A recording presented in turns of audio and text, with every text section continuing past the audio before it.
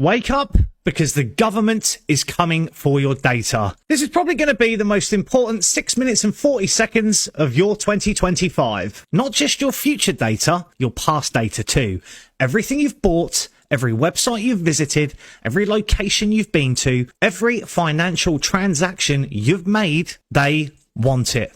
And they are changing the law so they can legally take it, use it, and share it without your permission. Now, I know what you're thinking. Who's this guy? What's he talking about? That sounds illegal. They can't just take my data. Ding, ding. It was illegal, so they are now changing the law to make it legal. And you can see it right here. It's called the Parliamentary Bills Data Use and Access Bill. It was last updated on the 13th of February 2025 at 1641. So far, it has gone through the entirety of the House of Lords. It is now in the committee stage in the House of Commons, and I'll bet you have not heard a single thing about this in mainstream media. Unless, of course, you follow me on TikTok and watch the video I did on this 4 months ago when it entered Parliament. No? Well, I suggest you pay attention now.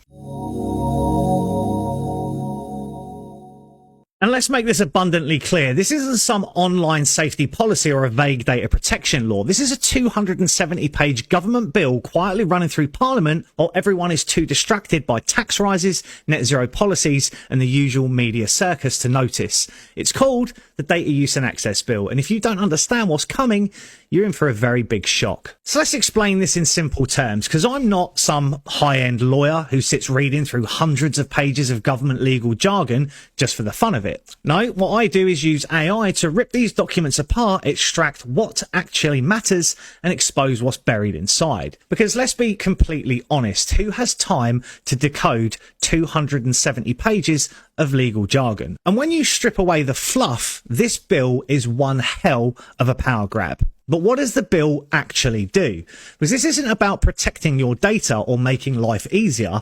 This is about total control over digital identity, financial transactions, and online access. And it expands government control over data access. It introduces centralized digital verification, fingerprints, face scans, and iris scans, and it lets them go back years and retrieve past transactions, purchases, and digital history. And it aligns perfectly with EU digital identity laws. Because we left the EU, right? We weren't automatically subjected to their data control laws that they're pushing on the other 27 countries. So what's the UK government doing? Copying them anyway.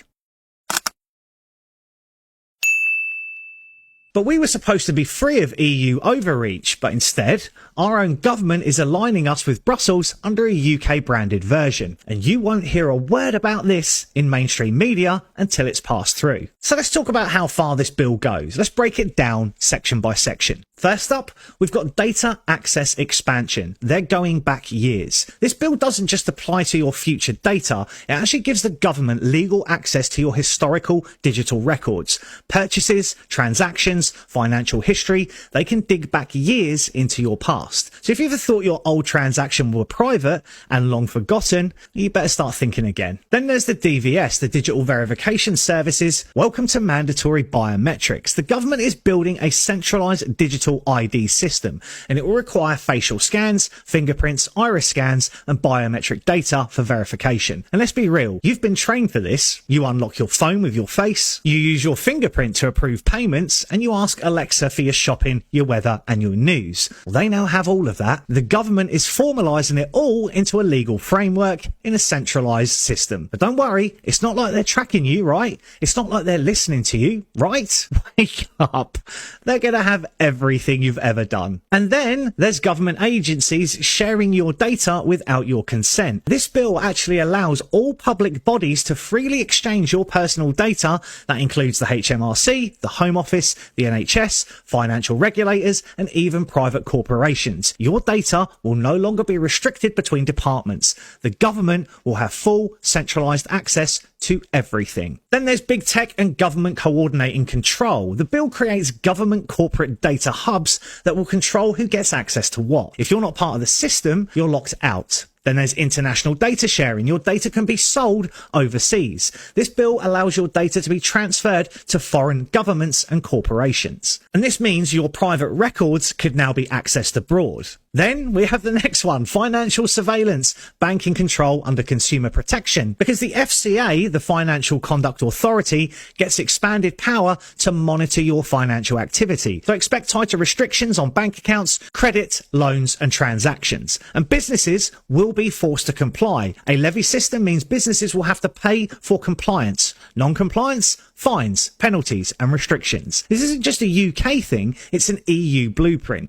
This is straight out of the EU's digital control playbook. Then we'll have EU Digital Identity Regulation, the EU DI, because the EU is creating a centralised digital identity wallet for all citizens. Governments will store and control personal and biometric data, and you'll need it to access services. And that brings us on to the Data Governance Act. The EU is expanding data sharing laws between governments and corporations. Sound familiar?